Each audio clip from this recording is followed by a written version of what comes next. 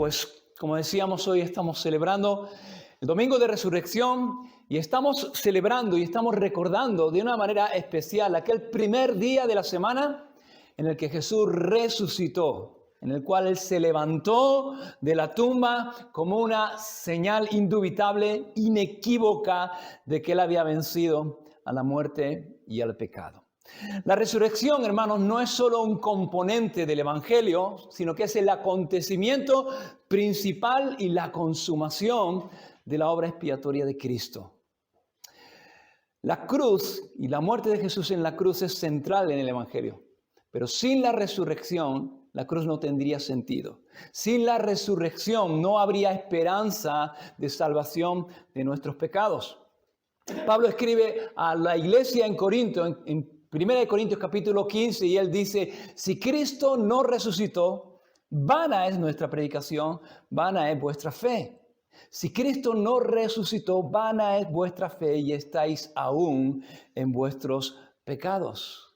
Pero Cristo resucitó, hermanos. Y porque Cristo resucitó, hermanos, es que ahora nosotros como creyentes tenemos esperanza y esperanza tanto para esta vida como para la vida venidera. Hermanos, el hecho de la resurrección es central, es cardinal en la fe cristiana y es lo que distingue al cristianismo de todas las demás confesiones. Y es un hecho tan central y tan importante que lo encontramos recogido en los 4 evangelios. Los 4 evangelistas narran este hecho porque es un hecho central. Ahora, cuando nosotros ponemos las narraciones una al lado de otras, nos vamos a dar cuenta de que hay algunas diferencias entre una narración y otra. Los escritores nos plasman algunas diferencias en asuntos que son secundarios, en asuntos que no tienen que ver con el meollo central de la resurrección. Y son pequeñas diferencias que no son contradictorias, sino que son complementarias. Es decir, que lo que hacen es que nos complementan, nos da una imagen más completa de lo que ocurrió en aquel día. Y hermanos, estas pequeñas diferencias que hay, hemos leído el Evangelio de Lucas, y no sé si os habéis dado cuenta, pero que hay estas pequeñas diferencias. Estas pequeñas diferencias para mí son una señal de que realmente es verdad lo que ocurrió. Es una señal de la veracidad del hecho de la resurrección de Cristo.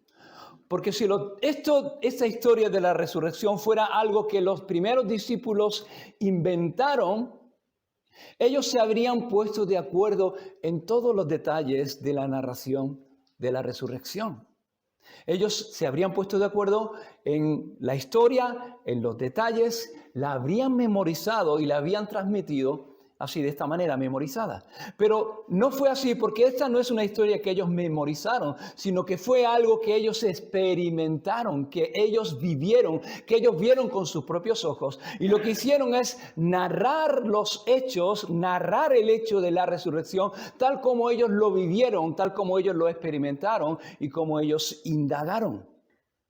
En esta mañana hemos leído la narración del Evangelio de Marcos, y Marcos comienza en el versículo 1 esta narración de la resurrección de esta manera. Dice que cuando pasó el día de reposo, nos sitúa cronológicamente en el momento en el que Jesús resucitó. Dice cuando pasó el día de reposo.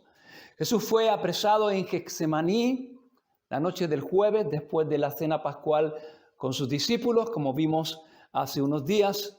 Él fue crucificado el viernes por la mañana. Marcos 15, versículo 25, el capítulo anterior al que hemos leído, en el versículo 25 nos dice que Jesús fue crucificado a la hora tercera, como a las 9 de la mañana. Y que Él murió a la hora novena, como a las 3 de la tarde, fue que Jesús entregó su espíritu al Padre. Y después que Jesús murió y que después de que también los soldados romanos partieran las piernas a los 2 reos que fueron crucificados a cada lado de Jesús, Después de que los soldados romanos certificaran que Jesús realmente estaba muerto, atravesando su costado con una lanza, Jesús fue descendido, fue bajado de la cruz. Pero no dio tiempo a preparar el cuerpo del Señor. Dio tiempo a preparar la sepultura del Señor como era costumbre en los judíos, porque estaba cercana el día de reposo. El día de reposo comenzaba a las 6 de la tarde del viernes, terminaba como a las 6 de la tarde del sábado. Y era un día de reposo muy solemne, porque era el día de reposo de la Pascua. Así que no dio tiempo a preparar el cuerpo, solamente dio tiempo a amortajar el cuerpo del Señor, a cubrir su cuerpo, su rostro con unos lienzos, a llevarlo a la tumba y a cerrar la tumba con una piedra. Así que no tuvieron tiempo, todo había ocurrido muy rápido.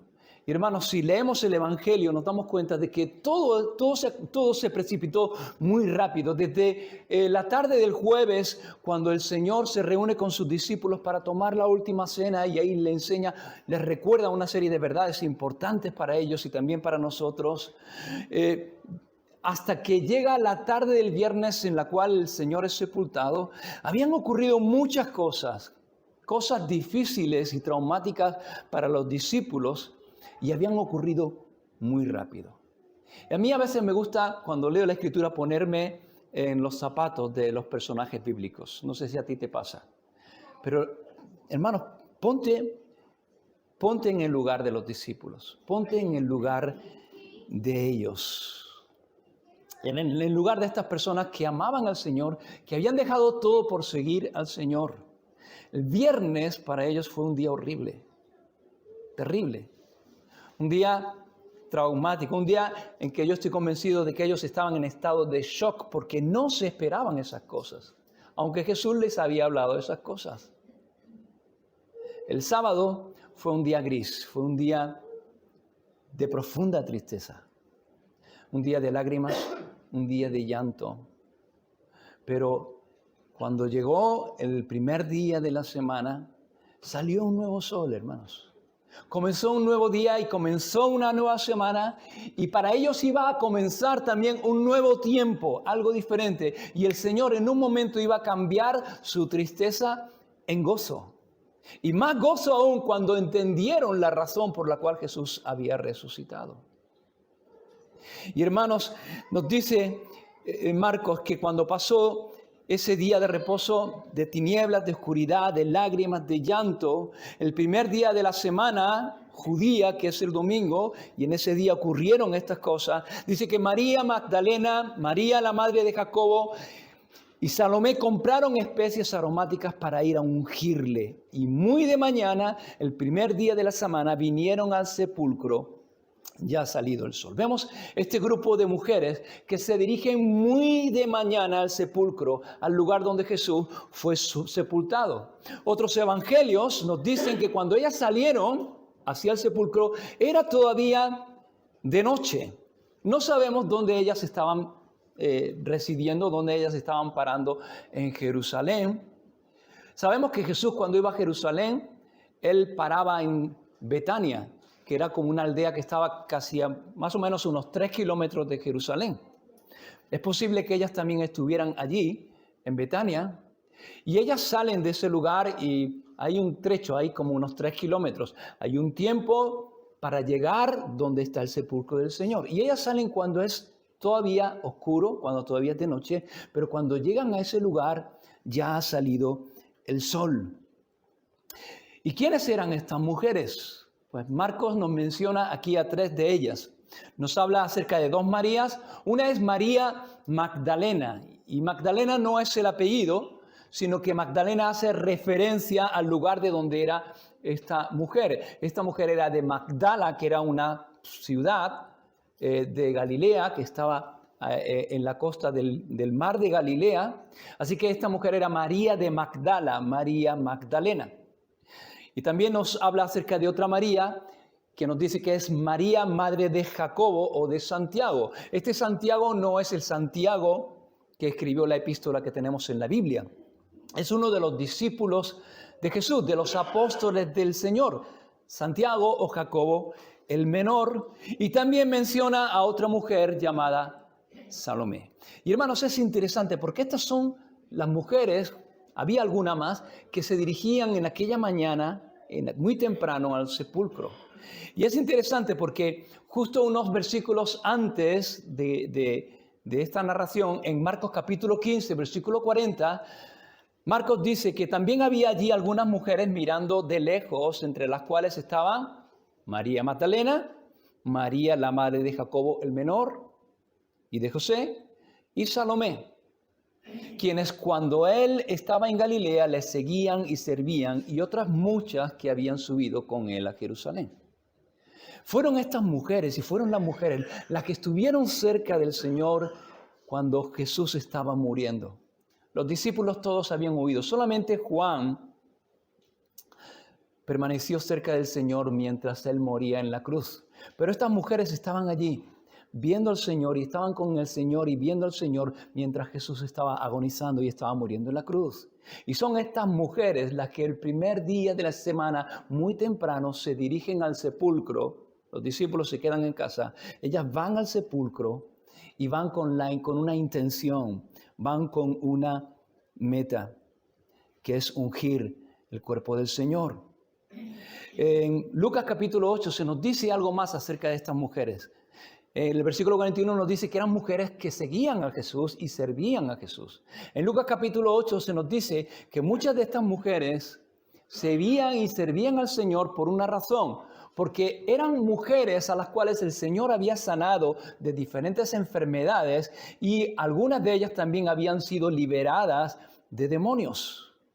Así que estas mujeres eran mujeres que habían tenido un encuentro con Cristo, eran mujeres que habían sido sanadas, que habían sido liberadas, que habían sido transformadas por el Señor, sus vidas habían sido transformadas y como respuesta a lo que el Señor había hecho en ellas, ellas estaban siguiendo y estaban sirviendo al Señor. Lucas capítulo 8 y también más adelante en este capítulo 16, en el versículo 9, nos dice que esta mujer, María Magdalena, de esta mujer el Señor había liberado a esta mujer de 7 demonios. Entonces esta mujer era una mujer que estaba profundamente agradecida al Señor y yo creo que esa es la razón por la cual en esta mañana esta y las otras iban temprano al sepulcro. Jesús dijo en una ocasión, él dijo, al que más se le perdona es el que más ama. Y estas mujeres eran muy conscientes de que el Señor les había perdonado mucho y que el Señor había hecho mucho en su vida. Al que más se le perdona es el que más ama. Y hermanos, yo pienso que muchas veces no amamos al Señor como debiéramos amar al Señor porque no somos conscientes de lo que el Señor nos ha perdonado. Y creo que muchas veces no servimos al Señor como debemos servirle, o no tenemos el deseo de servir al Señor como debiéramos tener el deseo de servir al Señor, porque no somos conscientes de cuánto el Señor nos ha perdonado, de cuánto el Señor ha hecho por cada uno de nosotros, de cuánto el Señor nos ha librado y nos ha liberado. Y es interesante, hermanos, porque estas mujeres tal vez sencillas, pero con un corazón agradecido al Señor y que quieren servir al Señor, van a ser las primeras en oír la noticia de la resurrección de Cristo y van a ser las primeras en ver que la tumba del Señor estaba vacía porque Él había resucitado. Estas mujeres van hacia el sepulcro y van con un objetivo, van con una misión. ¿Qué es lo que quieren ellas hacer? Ellas van a preparar el cuerpo del Señor. Ellas quieren darle una sepultura digna a su Señor. Una sepultura conforme a la costumbre judía. Y nos dice el versículo 1 que ellos habían gastado su dinero y habían comprado especias aromáticas para ungir al Señor. Y a eso iban. A eso se dirigían al sepulcro. Y esto nos revela, hermanos, y nos muestra algo, y es que estas mujeres no esperaban la resurrección de Jesús. Ellas no iban a ese lugar esperando que Jesús resucitara. Ellas no iban al sepulcro esperando ver a Jesús resucitado. Ellas iban a preparar el cuerpo sin vida del Señor. y no estaban esperando que Jesús se levantara de los muertos. A pesar de que ellas habían experimentado en sí mismas el poder de Jesús, no consideraron el poder que Jesús tenía para levantarse de los muertos.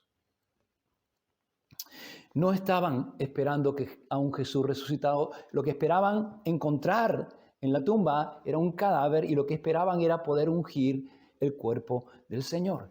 Ellas no esperaban la resurrección como ninguno de los discípulos esperaban la resurrección de Jesús.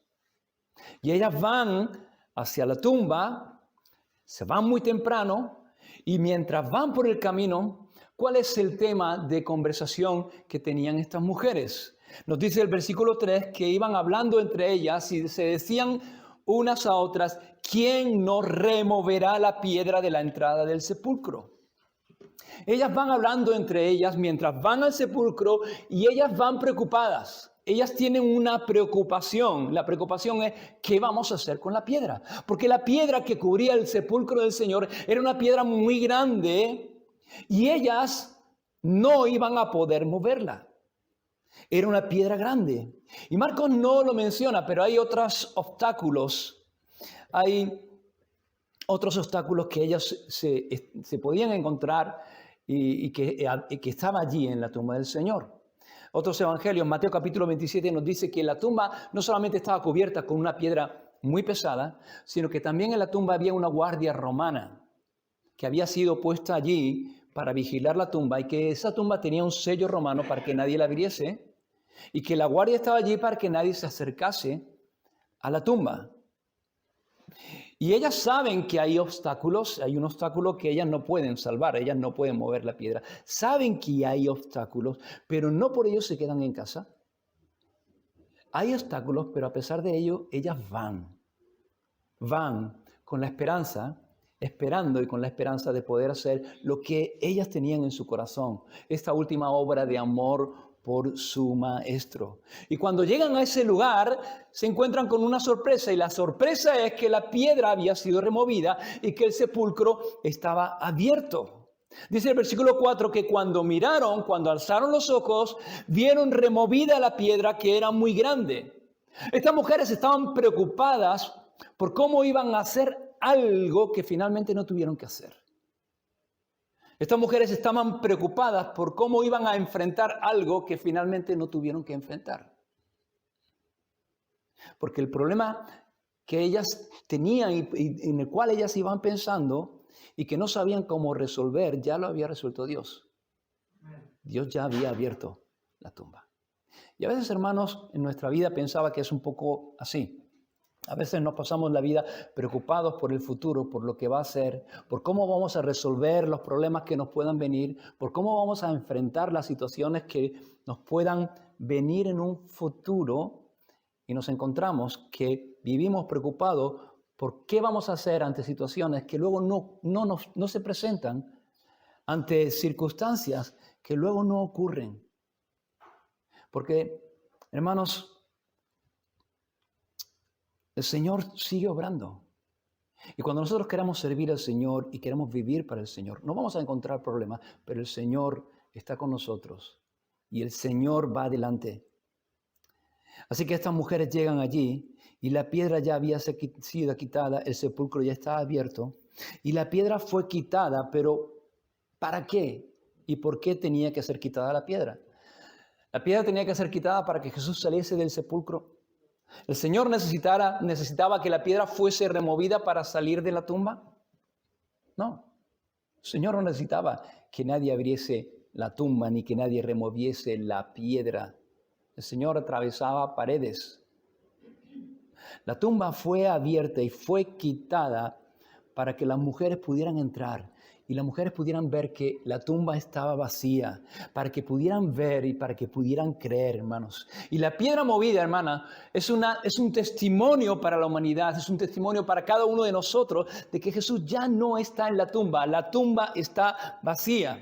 Cuando Jesús murió en la cruz, dice que algo ocurrió, y ocurrió que el velo del templo, el velo que separaba el lugar santo del lugar santísimo, el lugar donde estaba la presencia de Dios y donde nadie podía entrar sino un hombre solamente y una vez al año, y no sin un sacrificio, sin sangre para ofrecerla por él y por el pueblo. El velo fue abierto. Cuando Jesús resucitó, la tumba fue abierta, hermanos. Y el Señor quitó los obstáculos que impedían que el hombre, que cada uno de nosotros pudiéramos venir a Él. Él quitó lo que estorbaba para que nosotros pudiéramos venir a Él y para que nosotros pudiéramos ver y pudiéramos creer que Él es quien dijo que Él era. Que Él es el Hijo de Dios, Él es el Mesías, Él es el que vino a ocupar nuestro lugar, a morir por nuestros pecados, a reconciliarnos consigo mismo. Y cuando las mujeres entraron en ese lugar, en el sepulcro, dice el versículo 5, que su reacción fue una reacción de sorpresa y de temor. No solamente porque no encontraron el cuerpo del Señor, sino porque cuando entraron, dice que vieron a un joven sentado al lado derecho, cubierto con unas vestiduras largas, una ropa blanca larga. Los otros evangelios nos describen que no había uno, sino dos, pero Marcos se enfoca en uno, que es el que habla. Y son ángeles, son mensajeros del Señor. Y están ahí esperando que las mujeres lleguen para darles un mensaje y para comisionarlas. Y el versículo 6 dice que el ángel le dijo, no os asustéis, no tengáis miedo, porque estaban llenas de temor. Buscáis a Jesús Nazareno, el que fue crucificado.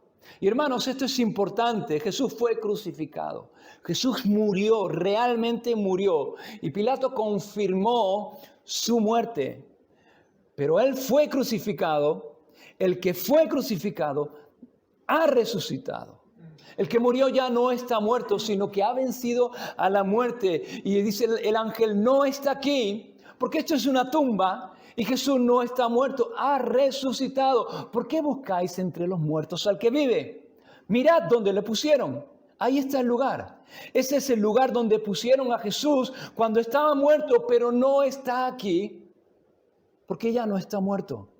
Ha resucitado. Ya no está aquí. Versículo 7. Pero id y decid a sus discípulos y a Pedro que Él va delante de vosotros a Galilea y allí le veréis como os dijo. Y hermanos, me llama la atención esta frase que le dice el ángel a las mujeres. Como os dijo.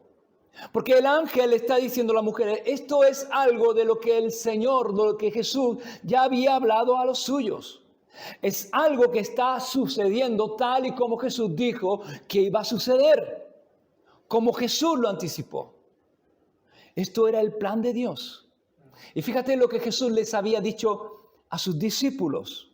En Marcos capítulo 8, versículo 31, dice que Jesús, bastantes meses antes de la cruz, Jesús comenzó a enseñarles que era necesario que el Hijo del Hombre padecer mucho, ser desechado por los ancianos, por los principales sacerdotes y por los escribas, y ser muerto y resucitar después de 3 días. Más adelante en Marcos capítulo 10, versículo 32, dice que iban por el camino subiendo a Jerusalén. Jesús va a Jerusalén, Jesús va a morir en la cruz y Jesús va delante de sus discípulos y ellos estaban asombrados porque sabían que los líderes religiosos querían matar a Jesús y seguían al Señor con miedo. Y entonces, volviendo a tomar a los 12 aparte, le comenzó a decir las cosas que le habían de acontecer en Jerusalén. Y les dijo, aquí subimos a Jerusalén y el Hijo del Hombre será entregado a los principales sacerdotes y a los escribas y le condenarán a muerte y le entregarán a los gentiles y le escarnecerán, lo azotarán, escupirán en él, le matarán, mas al tercer día resucitará. Aleluya. Y en Marcos capítulo 14, dos capítulos antes de este capítulo 16, dice que entonces Jesús les dijo, todos os vais a escandalizar de mí esta noche, porque escrito está, heriré al pastor y las ovejas serán dispersadas. Pero después que haya resucitado, iré delante de vosotros a Galilea. Y esto es lo que, a este hecho, a esto que Jesús le dijo a sus discípulos el jueves, 2 días antes, es a lo que hace referencia el ángel. Y dice, id a sus discípulos y a Pedro y decirle que Él va delante de vosotros a Galilea y allí le veréis como os dijo. Jesús les había dicho a sus discípulos, varias veces, qué es lo que le esperaba en Jerusalén, qué es lo que iba a ocurrir allí en Jerusalén, que él iba a padecer mucho, que él iba a morir y que esto era necesario, pero que al tercer día él iba a resucitar. Y el ángel les dijo, no tengáis temor. Lo que ha sucedido es lo que ya Jesús había dicho que iba a suceder. Y algo importante, no solamente sucedió lo que Jesús dijo que iba a suceder, sino que sucedió cuando Jesús dijo que iba a suceder. Porque Jesús dijo que iba a resucitar al tercer día y Jesús no resucitó ni al segundo ni al cuarto, Jesús resucitó al tercer día. En Lucas capítulo 24, versículo 6, hemos leído antes que Jesús les dijo, acordaos de lo que Él os dijo. Y parece que los discípulos no tenían muy buena memoria. Pero, hermanos, la verdad es que nosotros tampoco tenemos muy buena memoria. Porque ¿cuántas veces el Señor nos tiene que repetir las mismas cosas? ¿Cuántas veces el Señor te ha repetido las mismas cosas? Muchas. Muchas veces, hermanos. Nos cuesta aprender, nos cuesta recordar y nos cuesta creer lo que Dios nos dice. Y a los discípulos también. El ángel les dijo, todo lo que está sucediendo como Jesús ya os lo había dicho. Jesús les había dicho que iba a resucitar. Pero ni ellas ni los discípulos esperaban la resurrección de Jesús, porque ellos no estaban recordando lo que Jesús les había dicho, ni estaban creyendo lo que Jesús les había dicho.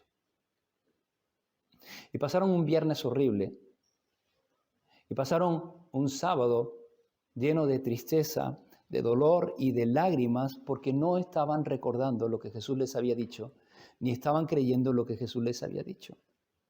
Y lo que Jesús les había dicho, se lo había dicho para prepararlos y para que lo que Jesús le estaba hablando los sostuviera en los momentos terribles de la crucifixión, de la entrega, de la muerte de Jesús.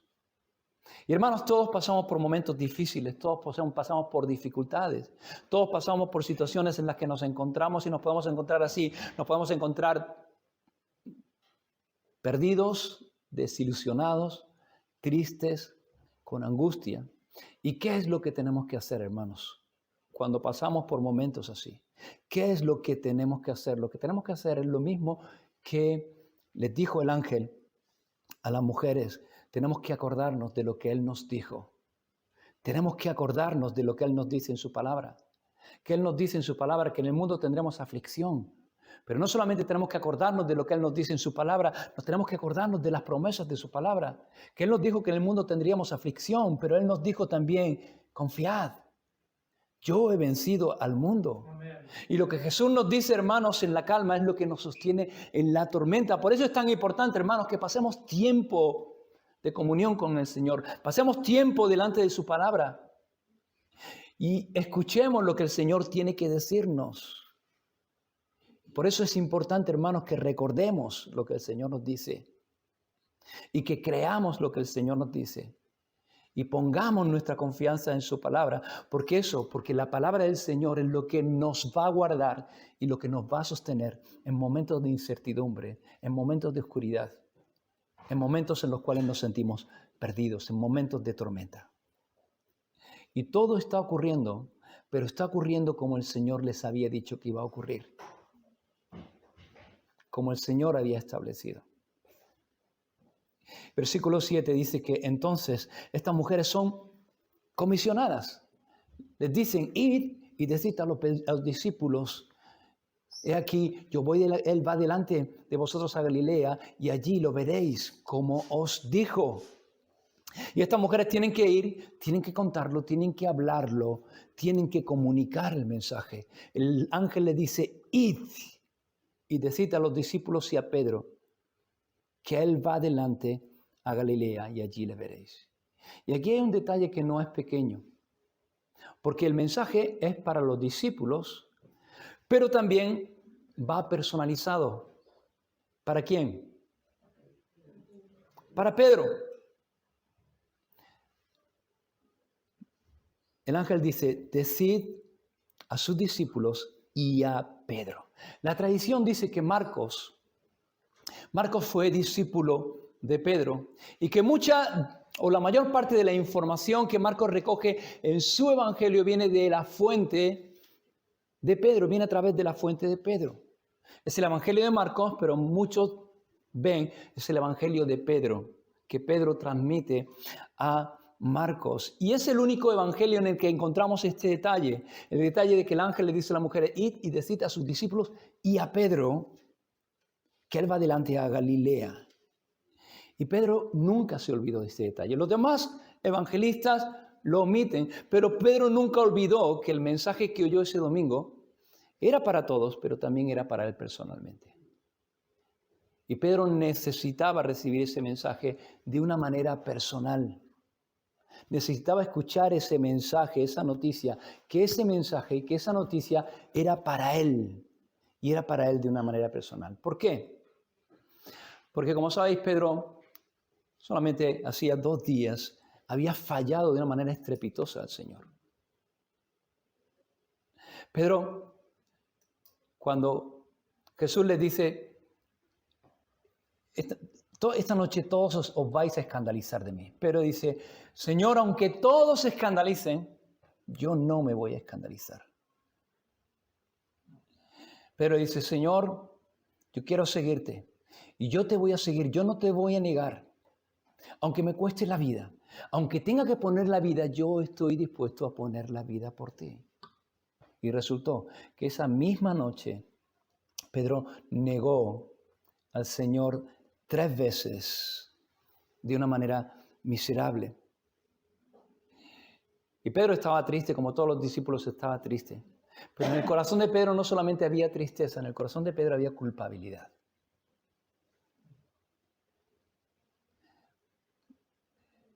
En el corazón de Pedro había culpabilidad y seguramente Pedro se sentía indigno del Señor. Pedro se sentía indigno de ser llamado discípulo del Señor. Pedro se sentía indigno de formar parte de ese grupo. Y entonces llegan las mujeres con la noticia y con el mensaje del Señor. Porque el mensaje del ángel no es un mensaje del ángel, es un mensaje del Señor que transmite a través del ángel a las mujeres para que lo lleven a sus discípulos. Y las mujeres llegan con la noticia, y la noticia es que Jesús ha resucitado, y llega con el mensaje, y el mensaje es que el Señor ha dicho que va delante de vosotros a Galilea, como les había dicho, y el mensaje es que allí Él quiere encontrarse con sus discípulos, Él quiere tener un encuentro con sus discípulos, y entre ellos quiere ver también a Pedro. Y las mujeres dan esta noticia, el Señor ha dicho que va adelante y quiere que vayáis, porque Él quiere tener un encuentro con sus discípulos. Pedro, y también el ángel nos dijo expresamente que para ti también era este mensaje, que Él quiere encontrarse con sus discípulos y que Él quiere verte allí, entre sus discípulos. Y Pedro necesitaba eso. Necesitaba saber y necesitaba oír que a pesar de su triple negación, el Señor no lo había desechado y que el Señor lo seguía considerando como su discípulo y que el Señor seguía teniendo un plan y un propósito para su vida como su discípulo. Jesús sabía cómo estaba el corazón de Pedro y Jesús sabía que Pedro no solamente necesitaba escuchar la noticia, sino que Pedro necesitaba escuchar que esa noticia era para él personalmente y que el Señor quería seguir tratando con su vida de una manera personal. Y ese fue el mandato, esa fue la comisión del ángel para las mujeres. ¿Y qué hicieron las mujeres, hermanos? Versículo 8 dice que ellas se fueron huyendo del sepulcro. Ellas salieron, tenían miedo, estaban atemorizadas. Dice, porque les había tomado temblor y espanto y no decían nada a nadie porque tenían miedo. El ángel les dijo, id, y ellas se fueron, llenas de temor, llenas de miedo, pero fueron, y dice que no dijeron nada a nadie por el camino, pero cuando llegaron, y lo vemos más versículos más adelante, cuando llegaron a sus discípulos, transmitieron el mensaje, hermanos. Aunque ellos en primer lugar no las creyeron, y el Señor tuvo que aparecerse a sus discípulos un poco más tarde, ellas fueron fieles en transmitir y en obedecer lo que se les había mandado, en proclamar el mensaje de la resurrección de Jesús. Y hermanos, ese mandato que recibieron estas mujeres de ir y proclamar la resurrección de Cristo, proclamar que Jesús vive, es el mismo mandato que tú y yo tenemos hoy día. Era un mandato para ellas, pero es un mandato para nosotros. Tenemos un mandato y tenemos una noticia que proclamar a este mundo, y es la resurrección de Cristo. Es que Cristo no está muerto, que Cristo ha resucitado. Él no está muerto, Él vive, Él sigue obrando, Él sigue cambiando vidas, Él sigue transformando corazones, Él sigue obrando. Que Jesús murió en la cruz, sí, y la cruz es central. La cruz era necesaria. Era necesario que Jesús muriera siendo justo, siendo sin pecado, para llevar sobre sí los pecados de los injustos, para llevar sobre Él nuestros pecados. Era necesario que por nosotros Él fuese hecho pecado, para que nosotros pudiéramos ser hechos justicia de Dios en Él. Y con su muerte, hermanos, Él pagó el precio de nuestra maldad. Con su sangre Él nos redimió, nos limpió de todo pecado. Y ese es un mensaje que tenemos que dar al mundo. Cristo murió, y murió por tus pecados, por mis pecados. Pero no solamente tenemos que proclamar que Jesús murió, tenemos que proclamar que Jesús resucitó. Porque la resurrección es la garantía, hermanos, de nuestra justificación. Es la garantía de que nuestro pecado ha sido perdonado. La garantía de que el precio que Cristo pagó en la cruz por nosotros fue aceptado. Nuestra deuda ha sido saldada. Y ahora, hermanos, por gracia, no por obra, no por nuestro esfuerzo, sino por la obra de Cristo, y por gracia, a través de la fe en Cristo y en su obra, nosotros podemos tener salvación y podemos tener vida eterna en Él. Y hermanos, este es el mandato, este es el mensaje que tenemos que llevar y proclamar como las mujeres. Y es un mensaje para todos, pero también es un mensaje para cada uno de nosotros personalmente. Es un mensaje que tenemos que recibir y que tenemos que creer de una manera personal. El ángel le dijo: decid a los discípulos y a Pedro. Pedro, es para los discípulos, es para todos, pero es para ti. Y este mensaje de la cruz, de la resurrección, es para todo el mundo, pero es para ti, es para mí. Es para todo el mundo, pero es para Paco. Es para todo el mundo, pero es para Israel. Es para todo el mundo, pero es para Francisco. Es para todo el mundo, pero es para nosotros de manera individual. Y es algo que tenemos que apropiarnos cada uno de nosotros de manera individual. Y tenemos que recibirlo y creerlo cada uno de nosotros de una manera individual.